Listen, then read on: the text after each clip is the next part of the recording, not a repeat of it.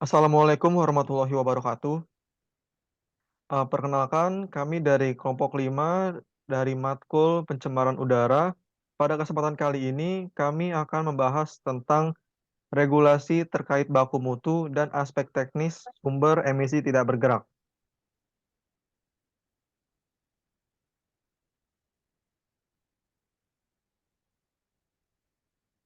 Anggota kelompok kami yang pertama itu ada Bintang Firsta, kedua ada Dimas Yoga Ajistiawan, ketiga Lia Permatasari, selanjutnya ada Ronald Firwali dengan saya sendiri, dan selanjutnya ada Tio Adi Setiawan.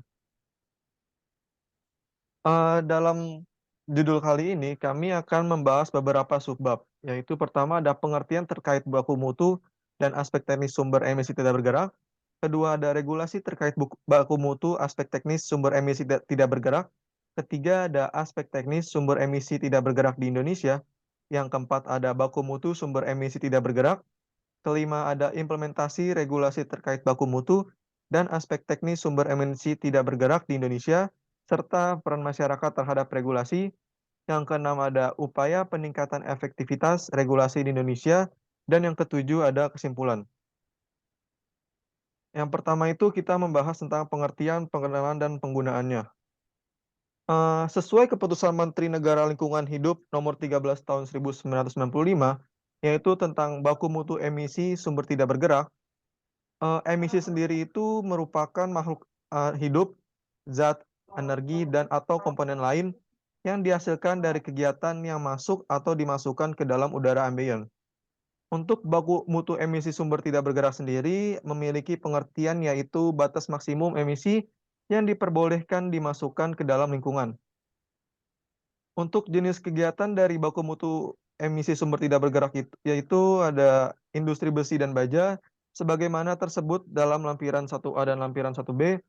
Yang kedua itu ada industri pulp dan kertas, yang sudah ada lampirannya terdapat di lampiran 2A dan lampiran 2B. Yang ketiga ada pembangkit listrik tenaga uap berbahan bakar batu bara, yang sudah terlampir di lampiran 3A dan lampiran 3B. Dan yang keempat ada industri semen sebagaimana sudah terlampir di lampiran A dan lampiran 4B. Berikut ini kami akan menampilkan lampirannya. Yang pertama itu ada lampiran 1A, yaitu tentang baku mutu emisi untuk besi dan baja. Bisa dilihat di dalam tabel sebelah sini. Ini merupakan lampiran dari 1A.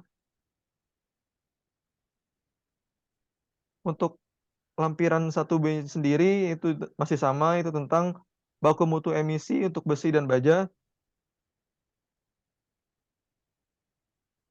Selanjutnya ada lampiran yang kedua, 2A, yaitu dari untuk baku mutu emisi untuk industri pulp dan kertas. Untuk tabelnya bisa terlihat. Selanjutnya ada lampiran 2B, yaitu ada baku mutu emisi untuk industri pulp dan kertas. Masih sama dengan lampiran 2A. Yang ketiga ada lampiran 3A, itu untuk baku mutu emisi untuk tenaga pembangkit listrik tenaga uap dan berbahan bakar batu bara. Ini untuk lampiran 3B masih sama seperti 3A. Ini ada lampiran 4A, yaitu untuk industri semen. Selanjutnya ada lampiran 4B, yaitu masih sama seperti 4A.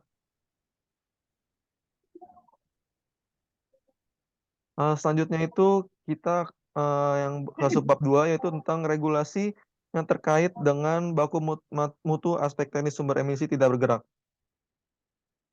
Yang pertama itu ada Peraturan Pemerintah Republik Indonesia Nomor 41 tahun 1999.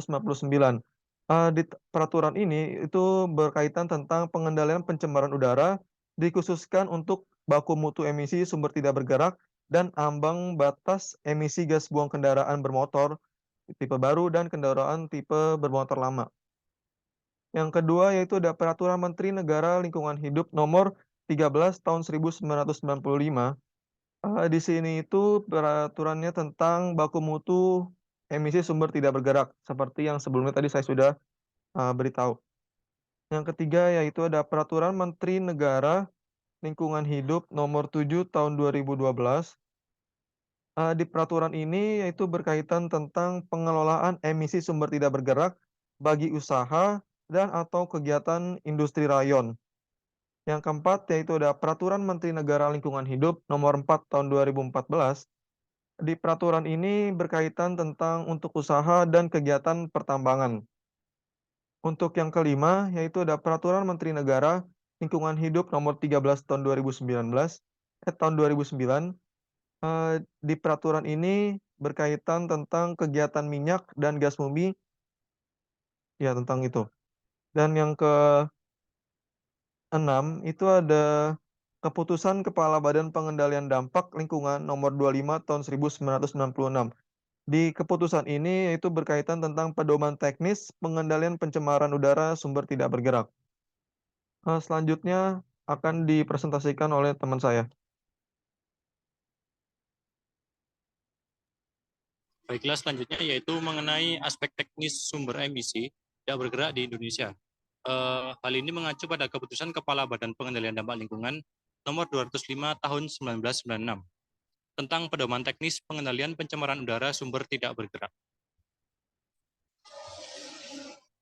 Jadi di dalamnya nanti akan diatur beberapa metode penentuan tentang pengendalian pencemaran udara dari sumber tidak bergerak.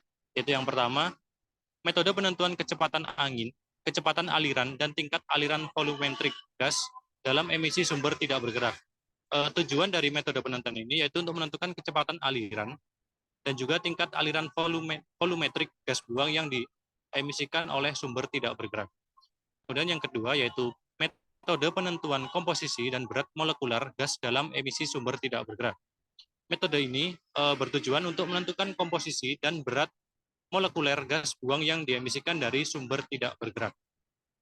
Kemudian yang ketiga yaitu metode penentuan kandungan uap air gas buang dalam cerobong dari emisi sumber tidak bergerak. Tujuannya yaitu menentukan kandungan uap air dalam gas buang yang diemisikan dari sumber tidak bergerak. Yang nomor 4 yaitu metode pengujian kadar partikulat dalam emisi sumber tidak bergerak dengan alat spektrofotometer secara turbidimetri. Nah, tujuannya yaitu untuk memperoleh kadar partikulat dalam cerobong gas buang secara isokinetik pada emisi sumber tidak bergerak dan kadarnya ditentukan secara gravimetri.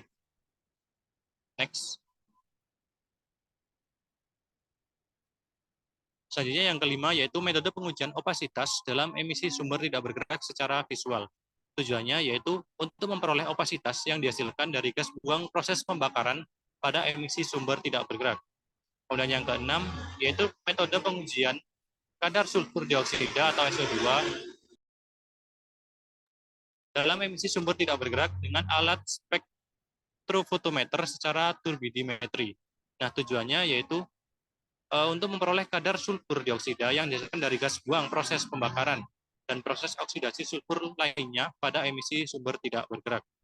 Kemudian yang ketujuh yaitu pengujian kadar sulfur dioksida dalam emisi sumber tidak bergerak secara titrimetri. Jadi beda caranya. Nah, tujuannya yaitu untuk mendapatkan kadar total sulfur dioksida yang dihasilkan dari gas buang proses pembakaran dari sumber tidak bergerak. Dan yang kedelapan, metode pengujian kadar nitrogen oksida atau NOx dalam emisi sumber tidak bergerak dengan alat spektrofotometer secara kolorimetri. Tujuannya yaitu memperoleh kadar nitrogen oksida yang dihasilkan dalam gas buang dihasilkan dari proses pembuangan sumber emisi tidak bergerak. Next. Kemudian yang empat terakhir yaitu yang pertama metode pengujian kadar sulfur total sulfur tereduksi atau TRS dalam emisi sumber tidak bergerak secara oksidasi termal. Nah, tujuannya yaitu untuk memperoleh kadar sulfur tereduksi yang diemisikan dari sumber tidak bergerak. Nomor 10, metode pengujian kadar klorin dan klor dioksida atau Cl2 dan ClO2 dalam emisi sumber tidak bergerak secara titrimetri. Tujuannya yaitu untuk mendapatkan kadar klorin dan kadar klor dioksida dalam sumber tidak bergerak. Ke-11, metode pengujian kadar hidrogen klorida dalam emisi sumber tidak bergerak dengan alat spektrofotometer secara merkuri thiocyanat. Tujuannya yaitu untuk memperoleh kadar hidrogen klorida atau HCl dalam gas buang yang diemisikan dari sumber tidak bergerak. Dan yang terakhir yaitu metode pengujian kadar hidrogen klorida atau HCl dalam emisi sumber tidak bergerak secara titrimetri. Nah, tujuannya yaitu untuk memperoleh HCl dalam gas buang yang diemisikan dari sumber tidak bergerak. Selanjutnya akan dilanjutkan oleh teman saya. Ya, selanjutnya ada baku mutu emisi tidak bergerak. Untuk mengulang lagi, untuk mengingatkan, yaitu baku mutu sumber tidak bergerak adalah batas maksimum emisi yang diperbolehkan atau dimasukkan atau dilepaskan ke dalam lingkungan. Nah, next. Nah, untuk salah satu baku mutu yang akan saya sebutkan, yaitu untuk Peraturan Menteri Negara Lingkungan Hidup Republik Indonesia Nomor 7 Tahun 2012 tentang pengelolaan emisi sumber tidak bergerak bagi usaha dan atau kegiatan industri rayon. Next.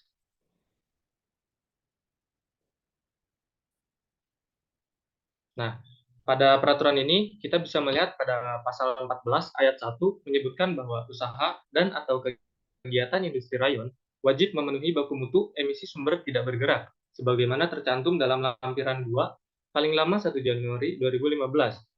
Nah, pada lampiran 2 tersebut ada mencantumkan yaitu baku mutu emisi sumber tidak bergerak bagi industri rayon dengan parameter yang pertama karbon disulfida atau CS2 dengan satuan kilogram per ton fiber dengan beban emisi maksimum yang dapat dilepaskan ke lingkungan yaitu 90. Kemudian yang kedua hidrogen sulfida atau H2S dengan satuan kilogram per ton fiber dengan beban emisi maksimum 30. Next. Nah, dalam lampiran tersebut ada catatan di mana volume gas diukur dalam keadaan standar, yaitu pada suhu 25 derajat Celcius dan tekanan 1 atmosfer. Yang kedua, pengoperasian peralatan CEM atau Continuous Emission Monitoring wajib memenuhi baku mutu emisi paling sedikit 95%. Waktu operasional normal selama 3 bulan. Selanjutnya akan dijelaskan oleh teman saya.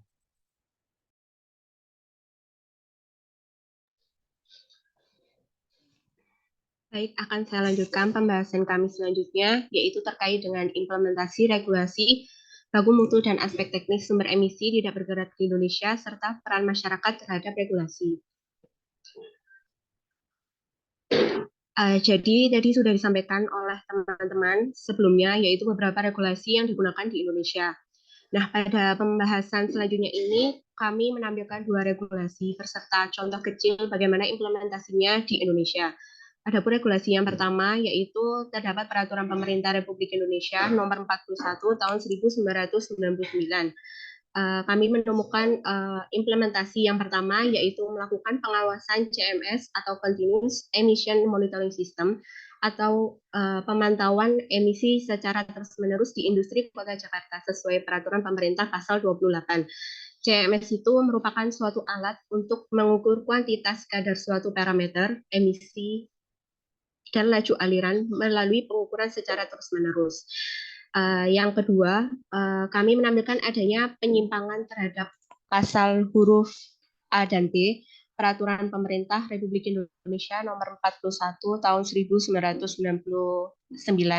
yang tepatnya di Perusahaan Tambang Biji Nikel Kabupaten Konawe Selatan Provinsi Sulawesi Tenggara. Adapun bentuk penyimpangan yang dilakukan adalah perusahaan tidak melakukan pemantauan kualitas udara seluruh emisi cerobong genset sesuai yang dipersyaratkan. Yang kedua, tidak melakukan pemenuhan parameter baku mutu kualitas udara seluruh emisi cerobong genset sesuai yang dipersyaratkan. Untuk regulasi yang selanjutnya yaitu Keputusan Kepala Badan Pengendalian Dampak Lingkungan Nomor 205 Tahun 1996 tentang pedoman teknik pengendalian pencemaran udara sumber tidak bergerak. Bentuk implementasi yang kami temukan adalah diperlakukannya AMDAL, analisis dampak lingkungan di kawasan industri Kabupaten Jember, terutama kegiatan mekanisme kinerja ataupun output hasil dari kegiatan industri, terutama dalam pengeluaran cerobong asap yang diatur secara spesifik dalam peraturan. Setelah kami menyampaikan regulasi-regulasi yang ada di Indonesia, peran kita terhadap regulasi demi terciptanya lingkungan yang sehat kualitas udaranya, yaitu kami bagi menjadi 3 peran, yaitu sebagai pemilik industri, sebagai pemerintah, dan sebagai masyarakat.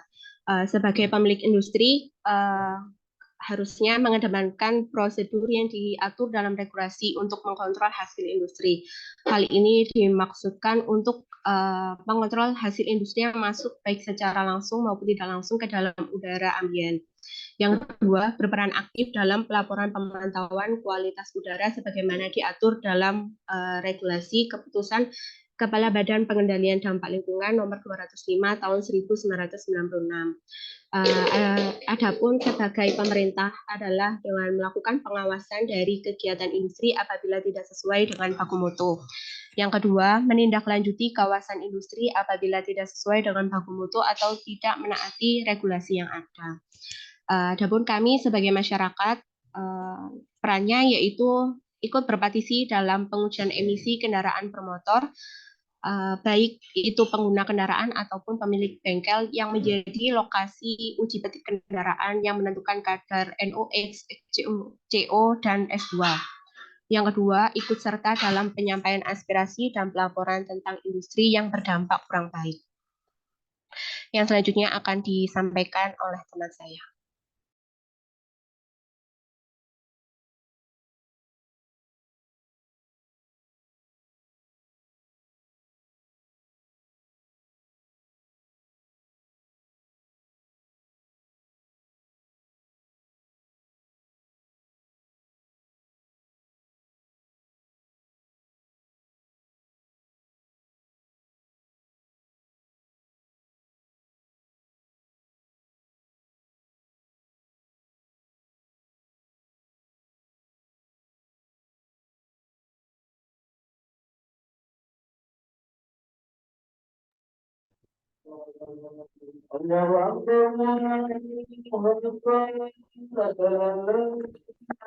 Yang keenam adalah upaya peningkatan efektivitas regulasi. Next. Upaya yang wajib dilakukan untuk meningkatkan efektivitas regulasi yaitu pertama, membuat cerobong emisi yang dilengkapi dengan sarana pendukung dan alat pengaman. Kedua, yaitu memasang alat ukur pemantauan yang meliputi kadar laju, alir, volume untuk setiap cerobong emisi yang tersedia, serta alat ukur arah dan kecepatan angin.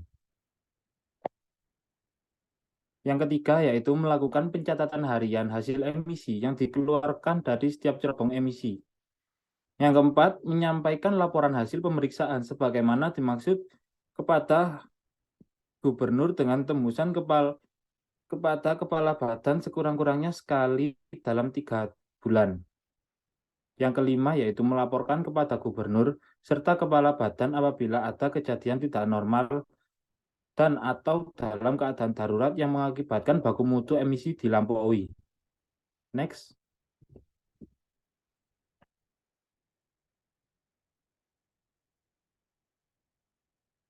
Berikut adalah upaya untuk meningkatkan efektivitas regulasi secara teknik administrasi dan berkelanjutan.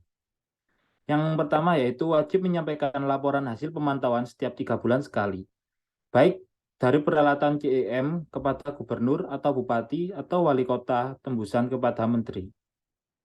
Yang kedua yaitu wajib memasang Continuous Emission Monitoring atau CEM pada cerobong tertentu dan bagi cerobong yang tidak dipasang peralatan CEM, wajib dilakukan pengukuran manual dalam waktu 6 bulan sekali.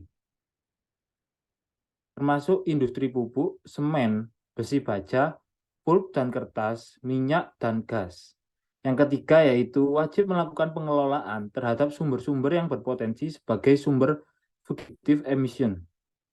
Yang keempat yaitu melakukan pengujian emisi yang dikeluarkan dari setiap cerobong paling sedikit 1 kali selama periode operasi setiap tahunnya bagi ketel uap yang beroperasi kurang dari 6 bulan. 5. Menggunakan laboratorium yang terakreditasi dalam pengujian emisi. Yang keenam yaitu melakukan pengujian emisi yang dikeluarkan dari setiap cerobong paling sedikit 2 kali selama periode operasi setiap tahunnya bagi ketel uap yang beroperasi selama 6 bulan atau lebih. Yang ketujuh, yaitu melakukan pengujian emisi setelah kondisi proses pembakaran stabil Next. Yang terakhir adalah kesimpulan. Next. Kesimpulan yang kita tarik dalam presentasi kita kali ini adalah dengan semakin banyaknya industri yang mengakibatkan gas emisi, maka pemerintah menindaklanjuti dengan pembuatan regulasi-regulasi yang ada. Sehingga para penanggung jawab industri wajib mengelola gas emisi yang muncul dari pengoperasian industri tersebut. Peraturan atau regulasi tersebut diharapkan dapat dilaksanakan dengan baik agar kehidupan sekarang dan yang akan datang tidak dipenuhi dengan lingkungan yang tercemar. Sekian dari kelompok kami. Mohon maaf bila ada salah kata. Wassalamualaikum warahmatullahi wabarakatuh.